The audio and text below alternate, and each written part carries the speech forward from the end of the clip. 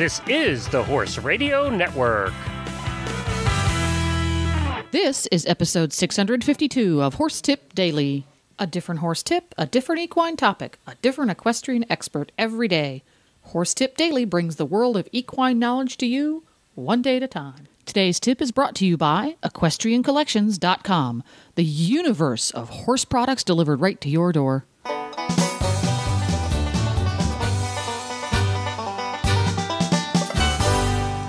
Hi, Coach Jen here, and thanks for tuning in to Horse Tip Daily. Today's tip is about pigeon fever. It's an excerpt from the Horse.com's weekly horse health report on Horses in the Morning, episode number 419. And to all you potential horse husbands out there, listen carefully for some dating advice. But before we get to today's tip, let's hear from today's sponsor, EquestrianCollections.com. Hi, Glenn, back with you from the Horse Radio Network. I'm here with Debbie with the Equestrian Collections Product of the Week. The product of the week is the Equine Couture Ladies Air O shirts. I'll say that fast. These shirts, the Equine Couture shirts used to have an issue with sizing, but the new ones are actually excellent. They fix the sizing. It's time to start buying these beautiful shirts again. The particular ones I'm highlighting this week because I just wore one on a trail ride the other day, and it was so cool. It was absolutely the coolest shirt I've worn in a while, and very, very pretty, and it fit perfectly.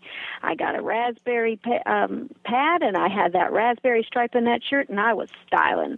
It comes in a bunch of different sizes and a bunch of different colors, and they absolutely want to say that this is a very comfortable, low-priced shirt. And it also comes in long sleeves for those folks who like to cover up their arms in the summer instead of exposing them to the sun. It comes in the long sleeve with the same material, so it's equally as cool in the long sleeve as it is in the short sleeve.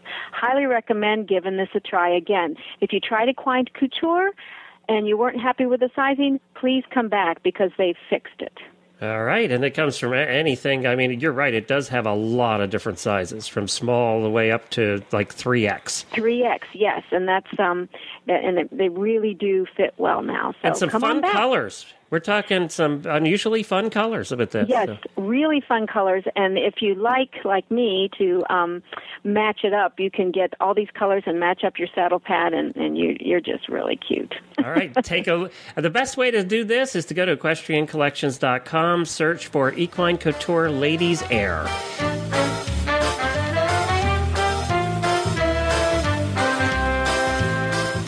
And now, enjoy today's tip while I go shopping on EquestrianCollections.com.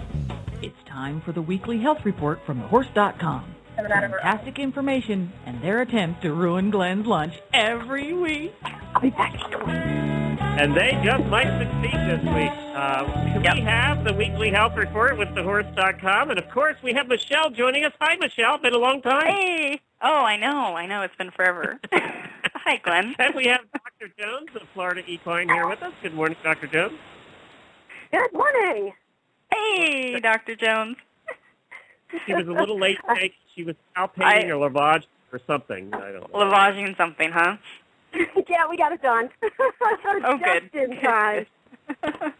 So now you're ready to talk about pigeon fever, which is going to gross Glenn out, because I have to say, this is one of those that kind of makes me a little queasy, too, because it's kind of nasty. So can you tell us a little bit about pigeon fever and why it's a topic of conversation in your neck of the woods right now?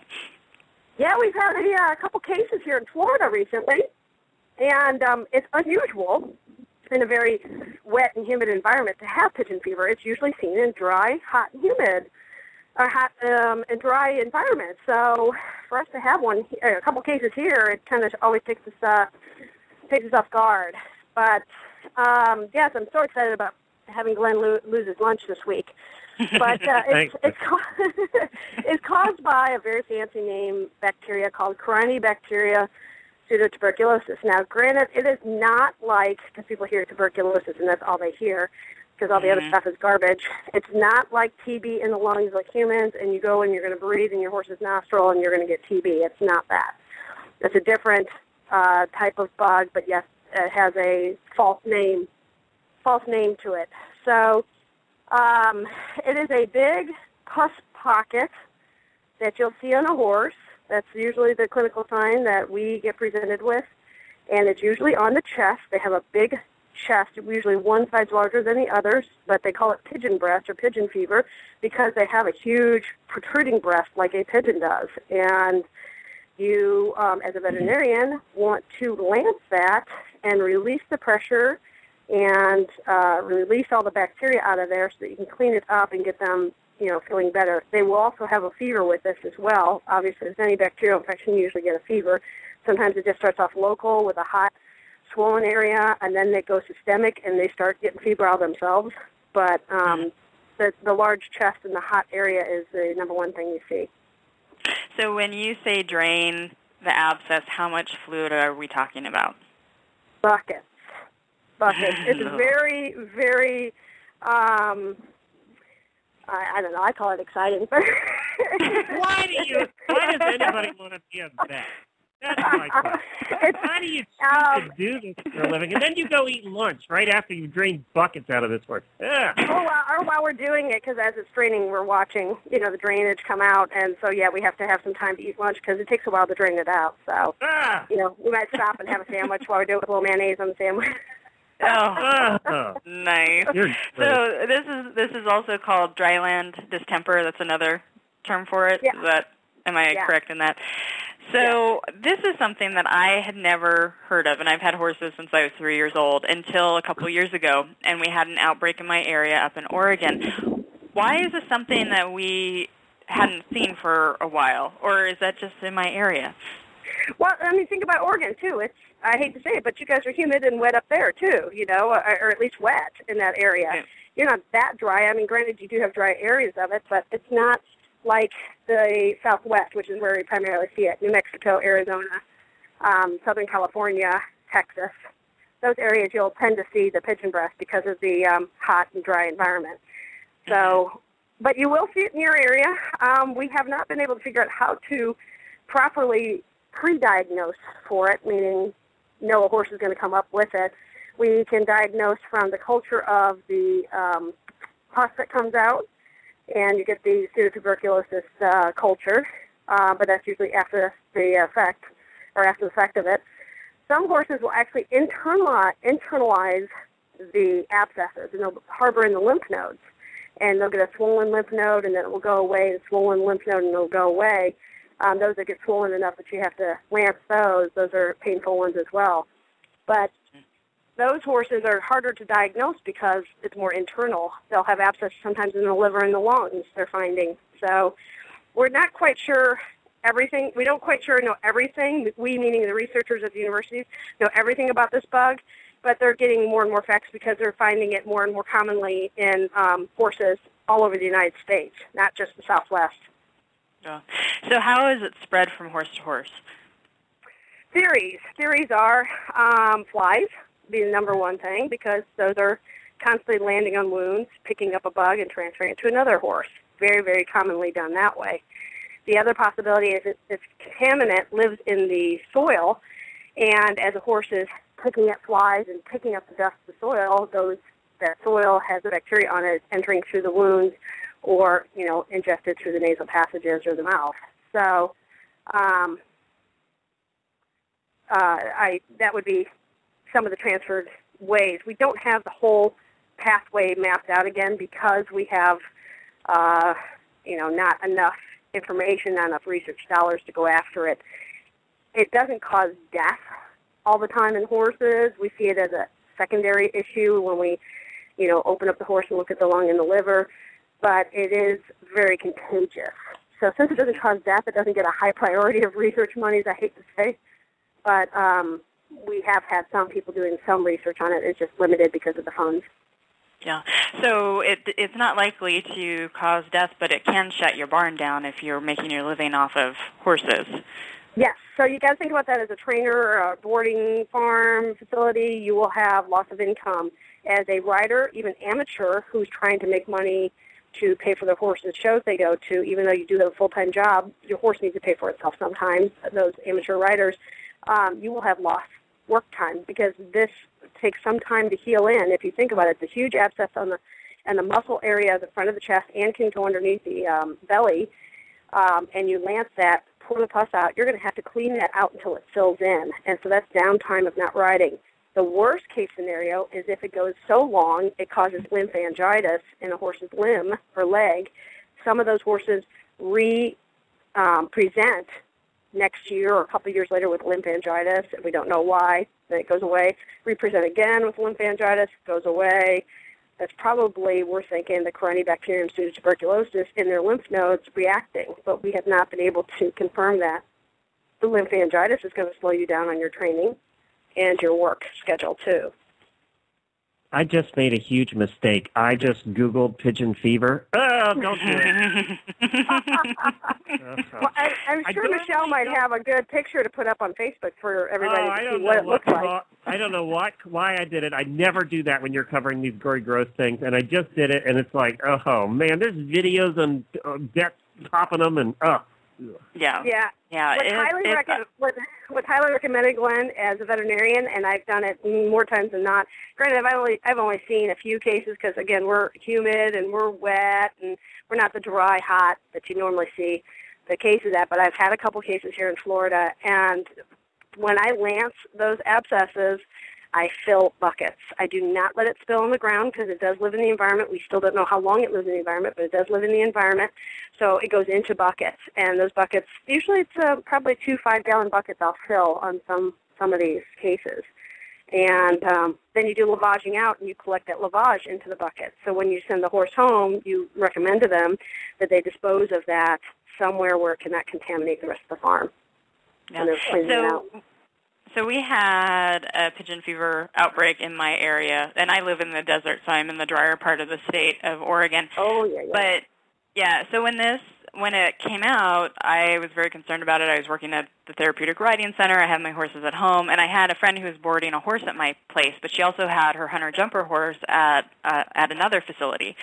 And they hadn't had a couple cases of pigeon fever at her barn. So I got very paranoid, and I asked her to not wear the same boots, to not wear her same gloves, to park her car outside of my gate on my property, which she thought maybe I was going a little overboard with that. But I was concerned after talking to my own vet that a fly might catch a ride in her car and make it to my property. Are those things that you should do to protect your horses? Is there anything else that I could have done, or was I going overboard with that? No, I mean, all those are good, reasonable factors because all those are what we call fomites, F-O-M-I-T-E-S, fomites that transfer diseases either on your clothing, your hands, if you're not washing your hands, your boots carrying dirt back and forth, stuff like that. That's why when you come in and out of the country, and they want to know, have you been on a farm? And then they, want to worry about your boots that you wore on the farm and disinfecting those coming into our country because there's some things that in other countries you carry in. Same thing from farm to farm. You want to make sure you kind of clean your boots off if you're going to go farm to farm to not track things from one to the other. As far as the flies catching a ride, oh, yeah, that's a common thing to happen. The flies will catch a ride in the car.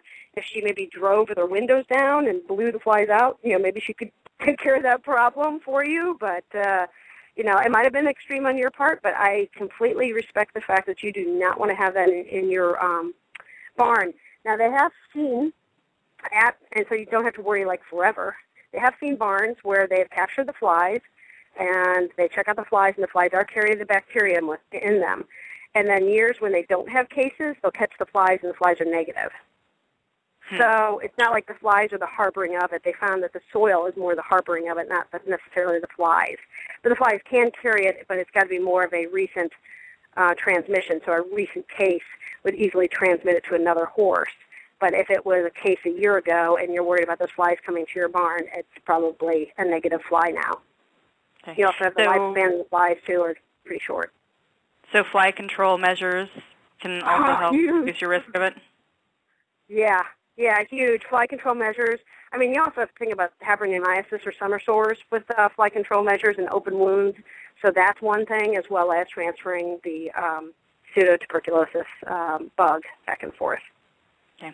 So if I'm a horse owner and I see some swelling on my horse's chest, what should I do? Call your vet. Okay. Yeah, don't run out there with a scalpel. Yeah. Definitely not. Definitely not. A, the horse might kill you, and secondly, you may just contaminate your farm. Yes, yes. Yeah. Now, call Well, you don't have to worry about that. I'm not going to be running out there with a scalpel. Matter of fact, yeah. It could be a kick. You know, the other diagnosis when you look at horses with swelling in the chest, and 9 times out of 10, it's probably a kick from another horse in the field. Mm-hmm. But you should rule that out. Am I a bad horse owner if you come over to my farm and take a look at my horse and you determine that this thing has pigeon fever and you're going to have to get buckets out of it, that I say, okay, I'm out of here, you tell me when you're done? Is that a bad horse owner? No, it's not. I have a lot of horse owners like that. I prefer that they don't pass out and hit their head on the concrete floor. So, yeah, no, you're fine. And I have seen people start to go down after watching different vet procedures. So, yeah, it does happen. Have you ever had to take care of someone who's hit the ground while you're working on their horse? Oh, funny you should ask. I would love it if he's listening to the show, but for many, many, many years and up till today's date, we always give him trouble. He was a police officer, and I went out to treat his horse for colic.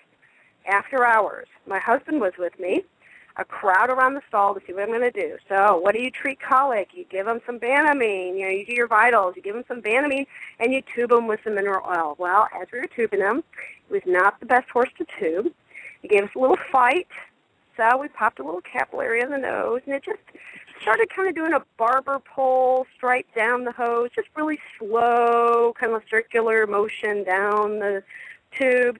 And out of the corner of my eye, I see this big guy go face first into the shavings in the stall, because he was the only one staying in the stall with the owner.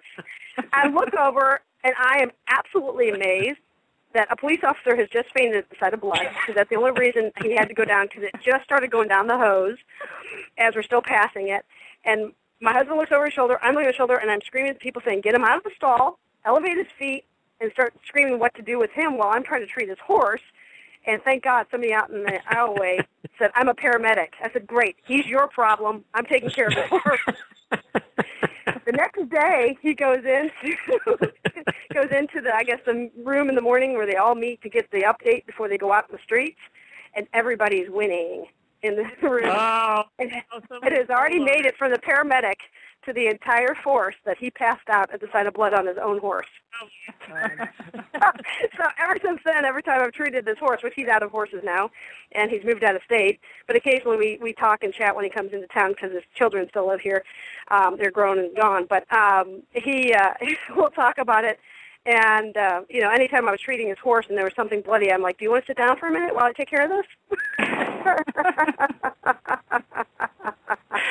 But it was a police officer that completely fainted on me. Nice. Well, and pigeon fever, it is gross. It looks nasty. Like Glenn said, the photos are gross of it. We do have some great information, as always, on thehorse.com. If you get on there and search for pigeon fever or dryland distemper or false strangles, there's an article that goes pretty in-depth, and it is article 18519. And I'll give that to everyone again. You get on and search for 18519. It's pigeon fever in horses, manifestations and complications, and it will tell you everything you need to know about this icky, nasty thing. So thank you, Dr. Jones, for talking to us about it. My pleasure. My pleasure. And thank you, Glenn, for sticking around for it. Yeah. I didn't want to leave. I didn't want to leave Michelle totally alone here for the show, but thank you. Thanks, Dr. Jones. Appreciate it. You're welcome. You're a real trooper today, Glenn. Thank you. Yeah. Hey, I would not have. I got to tell you, Michelle, I would not have passed out. I have seen blood in my horses before, and I would not pass out from that. But this whole lancing and buckets full of goop thing, that might get me. That's probably pretty close to taking me out of the picture. Well, Michelle, but you heard. Go ahead. Oh, you heard how excited Dr. Jones got, and that's my own vet. He was so excited draining these horses with pigeon fever, telling me all about it. So they do like parts of their jobs. nasty. God, that's just gross. I know. And I think subconsciously I would never date a vet because just what she said, I took my husband along. See, that's what would happen. You're getting ready to go out to a nice dinner. You're going to be away from horses for a couple of hours, and you get the call, and all of a sudden you're along, and all of a sudden we're draining pus, and then we have to go out and eat pudding for dinner. Yep. Yeah. And it's, honey, can you hold this bucket? Yeah. How we train this horse. So the moral of that story, guys, is just don't. There you go. A dual tip today, all about pigeon fever and dating advice. To listen to more of the Horse.com's tips, just go to horsetipdaily.com and go to the experts drop-down menu on the left. If you love listening to the Horses in the Morning gang, putting in their 2 cents about horse health topics, you can tune into the Horses in the Morning show at horsesinthemorning.com for a weekly fix of up-to-the-minute horse health information. You can also go to thehorse.com, where you will find the motherlode of horse health information covering pretty much every topic imaginable. Don't forget to support our sponsors here on Horse Tip Daily because they make these podcasts possible. Today's podcast has been brought to you by EquestrianCollections.com, where I just finished up shopping for some beautiful, really fun equine couture shirts. Please stop by the Horse Tip Daily Facebook page and let us know what you think of the tips you hear on the show. It's also a great place to tell us about topics you'd like to hear us cover on the show.